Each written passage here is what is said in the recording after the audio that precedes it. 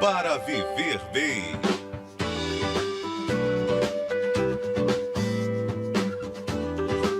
Muito bem, gente. Hoje no quadro Para Viver Bem, aqui do Clube do Ouvinte da Paz, vamos falar sobre nutrição, gente.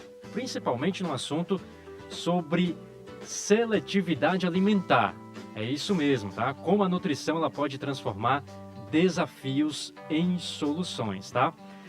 Para conversar sobre esse assunto, estamos recebendo aqui nos estúdios da Rádio Shalom a nutricionista com especialização em nutrição materno-infantil, fitoterapia e gastronomia funcional. Também graduada em terapia ocupacional e faz mentoria na área de nutrição e suplementação no autismo, com foco em transtornos alimentares como a seletividade. É isso, estamos recebendo a nutricionista Emanuela Monteiro. Emanuela, bom dia para você, bem-vinda à Rádio Shalom. Bom dia a todos os ouvintes. Pode chegar mais perto, Manuela, do microfone, fica à vontade, tá? Bom dia a todos os ouvintes, bom dia, Rodrigo. Estamos aqui, gostaria de agradecer o convite, né? Você Certo. já apresentou, sou a Emanuela, trabalho nessa área materno-infantil.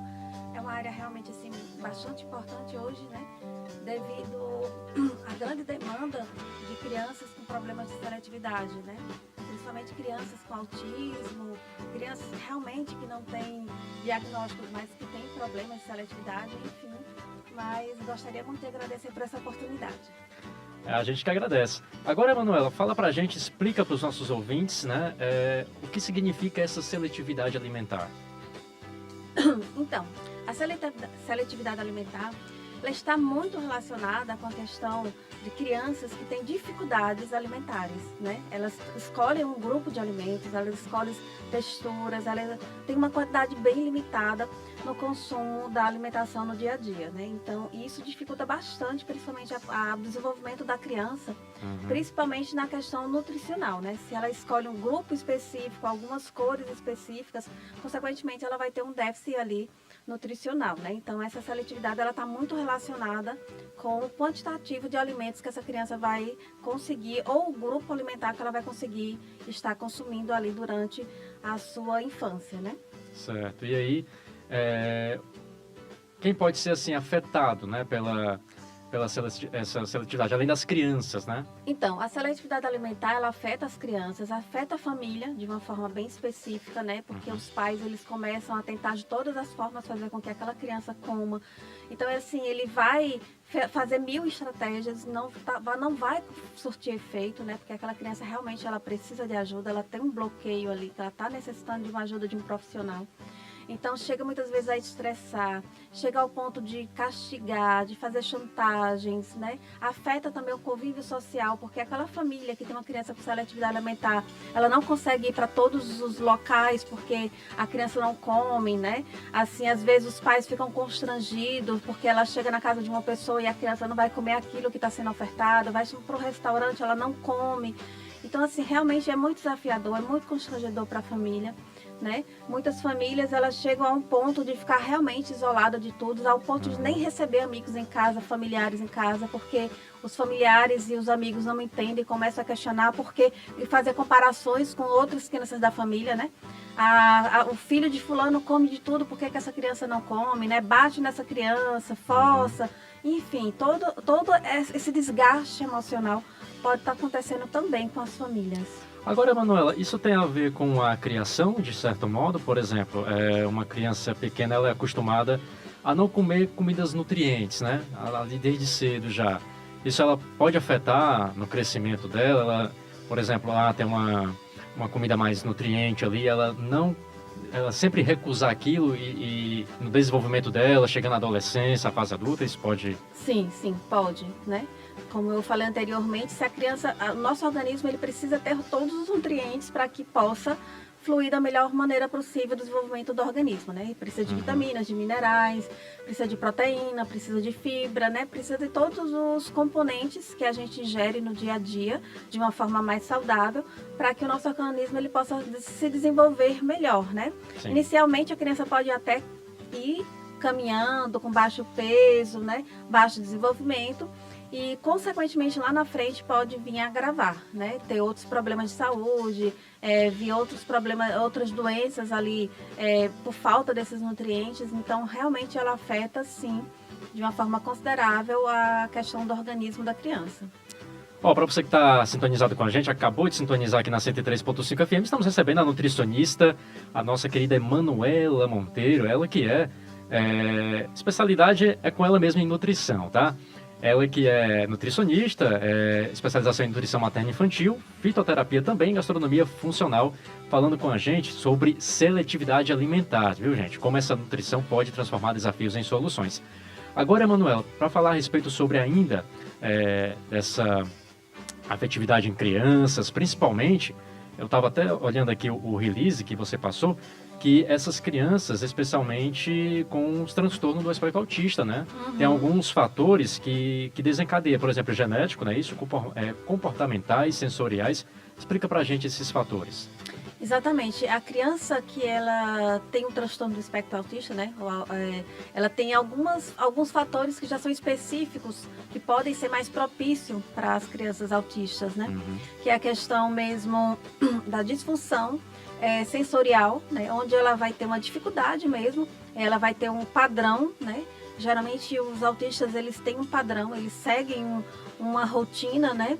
E os alimentos industrializados, eles são mais atrativos por quê? Né? Geralmente a indústria, ela coloca sabores, ela coloca aromas, ela coloca substâncias que vão ser atrativas àquele público, né, infantil. Eles investem muito também em propagandas, eles investem muito em mostrar que aquele alimento industrializado, ele é um alimento saudável. Às vezes os pais começam a ofertar aquele alimento ali, e a criança começa a adaptar aquele sabor. Então, assim, se a gente vai ofertar uma fruta, consequentemente a fruta ela não vai ter o mesmo sabor, ela não vai ter o mesmo padrão, ela não vai ser uma réplica como é a industrialização, né? Por isso que as crianças autistas, elas tendem a ter aquela rigidez em relação aos alimentos e principalmente optam pelos alimentos industrializados.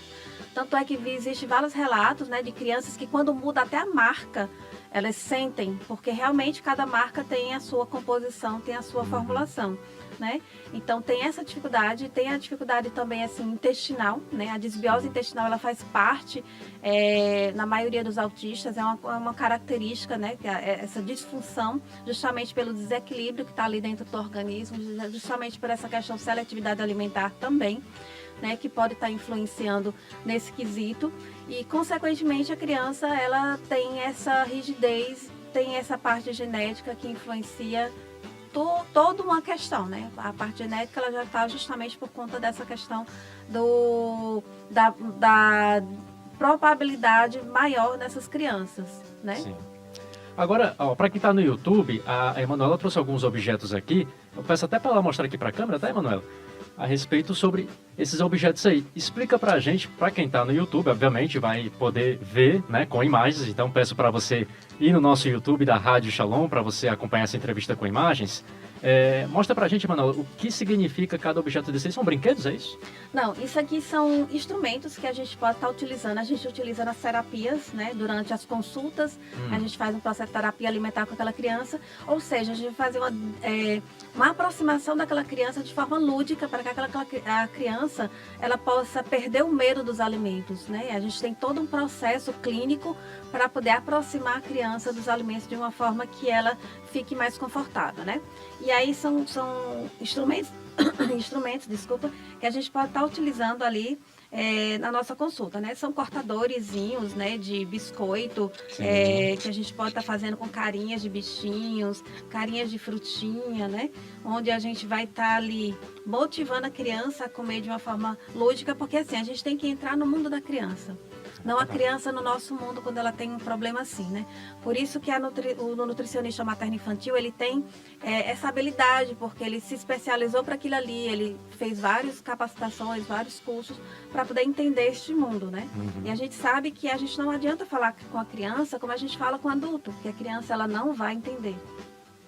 Então, alguns recursos que a gente pode estar utilizando, né? Em vez de fazer um bolo e dar uma fatia de bolo para a criança, usar forminhas de silicone, forminhas de coração, forminhas de bichinhos para estar fazendo os bolinhos pequenos, né? Os biscoitinhos para se tornarem mais atrativos, com carinha de personagens, né? Do Mickey, frutinhas, de coelhinho, dependendo do que seja ali o momento, a apresentação, né? Outra coisa também que as crianças adoram, elas amam muito de paixão, é participar ali na hora do preparo do alimento. Então, assim, a gente sempre tá ali motivando, dizendo que a criança é um super chefe, né? Tá utilizando um aventalzinho. Isso tudo a gente utiliza durante as nossas consultas, né? Inclusive, eu também trabalho com a oficina de culinária infantil com esse público, né? Às vezes os pais dizem assim, mas meu filho não come tal coisa. Mas aí as crianças, quando estão na frente dos pais, é uma coisa.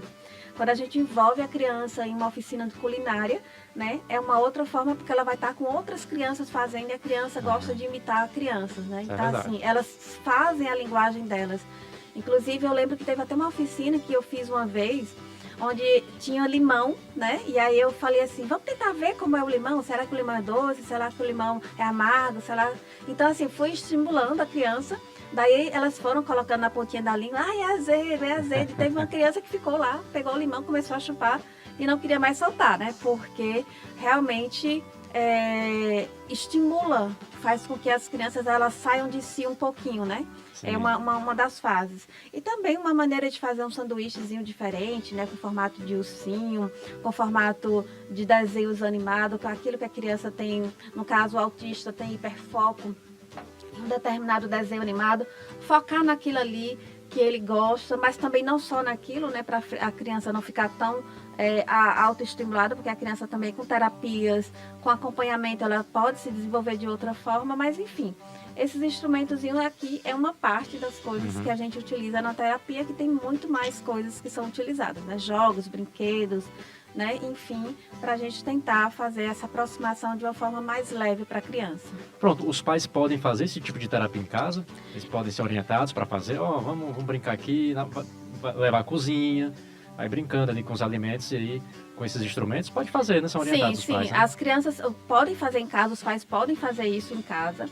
Porém, se a criança estiver no estágio bem avançado, ela realmente vai precisar inicialmente ter essa dessensibilização com um profissional, né? No consultório, na clínica, na parte de terapia.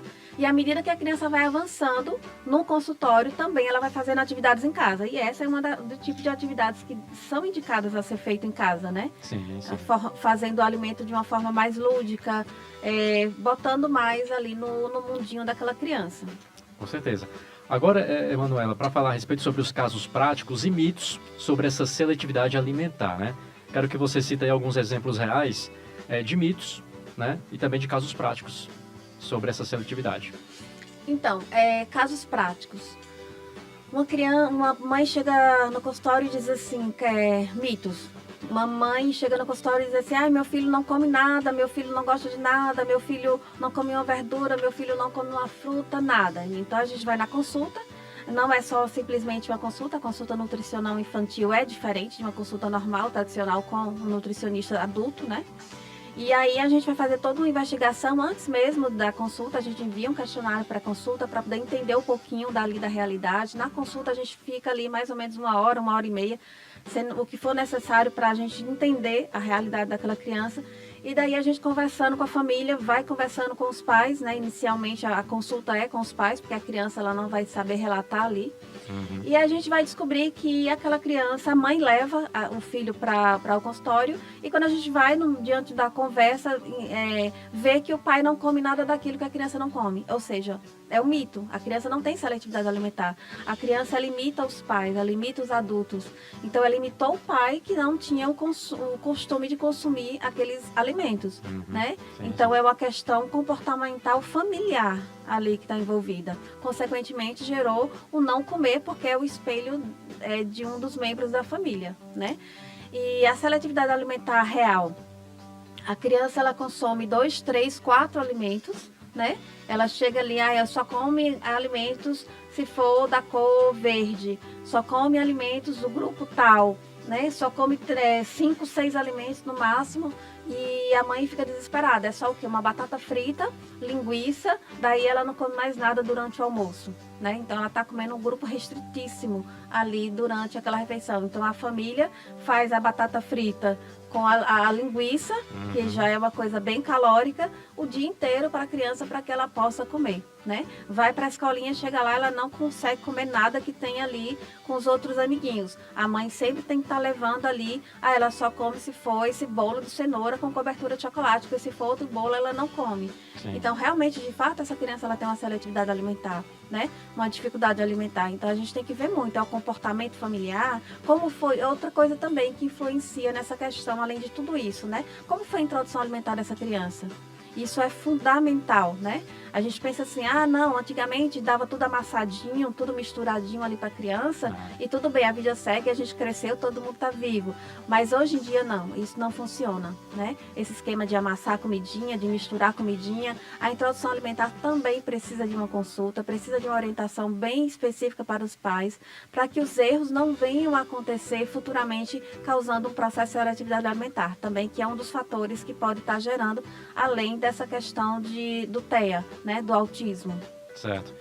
Então, para a gente encerrar, Manuela, seletividade alimentar não é birra, não é frescura, né? Muita gente acha, né? O filho do fulano de tal não come isso. Minha filha já come isso. Não é frescura, não é birra, né? Não, não é frescura, não é birra, né? Inicialmente, como principalmente ali depois dos 2 anos de idade, né? A criança começa com aquela questão do ECA. E a criança, quando começa com esse processo de seletividade, de excluir os alimentos que ela já comia anteriormente, né? Isso não é birra. É preciso sim procurar ajuda de um profissional especializado nisso, né? Porque a criança, ela não vai comer do dia para a noite. E assim, a tendência é que a criança passe a excluir cada vez mais o quantitativo de alimentos que ela come.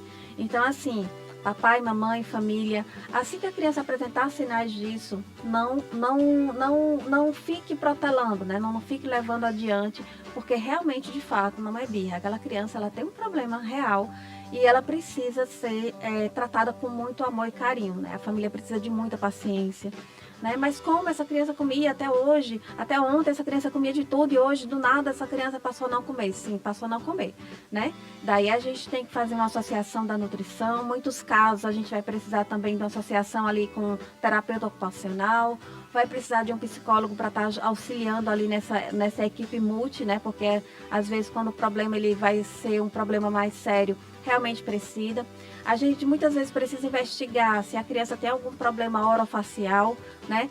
Como foi a introdução alimentar dessa criança? Foi só tudo amassado, tudo liquidificado? Então, será que a criança desenvolveu a musculatura orofacial? Sim. Será que a criança desenvolveu essa questão do engolir, né? Do mastigar e engolir? Ela aprendeu isso, não aprendeu? Então, vamos encaminhar. Então, assim, a seletividade... a gente tem que trabalhar né, com muitos profissionais para entender, para avaliar e também ir cancelando aquelas possíveis questões que podem ser, né? Com certeza. A gente vai pedir um fono, a gente vai pedir uma terapia ocupacional, a gente vai pedir um psicólogo, a gente vai pedir, se for o caso, um neuro para investigar se ele tem algum problema cognitivo também ali, um TDAH, um TEA, enfim, tudo pode estar associado. Então a gente tem que excluir as opções para poder fazer o tratamento assertivo. Com certeza. E claro, procurar ajuda profissional, né? Exatamente. Os pais procurar ajuda profissional para esse tipo de situação. Emanuela Monteiro, quero agradecer, tá? A sua participação aqui na Rádio Shalom com esse tema importante, né? Para falar sobre nutrição, principalmente para as nossas crianças. Claro, tem rede social para divulgar o trabalho? Fica à vontade, tá? Sim, tenho emanuelamonteiro.nutri, né? O meu Instagram. E ali a gente pode estar conversando também, né? Você pode estar mandando mensagem. Ali tem um link que vai para o meu WhatsApp, e daí a gente pode estar agendando, pode estar conversando, né? Enfim, também eu tenho vários e-books nessas áreas, né?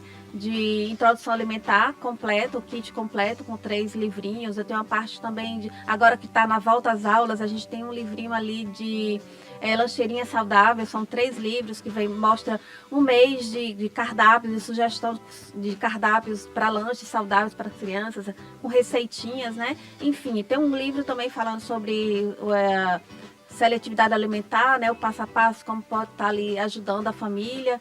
Tem vários tipos de e-bookzinhos ali que vocês podem estar olhando no meu Instagram, também no meu catálogo ali no WhatsApp. Pronto, perfeito. Repete o Instagram pra gente. O Instagram é emanuelamonteiro.nutri. Pronto, emanuelamonteiro.nutri, tá, gente? Ela vai acessando aí o Instagram da nutricionista Emanuela para você entrar em contato, tirar suas dúvidas também sobre esses e outros assuntos também, né? Sim, sim. A parte de Perfeitamente. nutrição alimentar, gestante, tentante, né? Estamos aqui. Tá certo, então. Manuela, mais uma vez, obrigado, tá? Sinta-se à vontade em outras ocasiões aqui na Rádio Shalom para falar sobre outros assuntos também, tá bom? Tá ok. Muito obrigada, Rodrigo. Muito obrigada a todo o pessoal do YouTube, os ouvintes. Muito obrigada por estar aqui.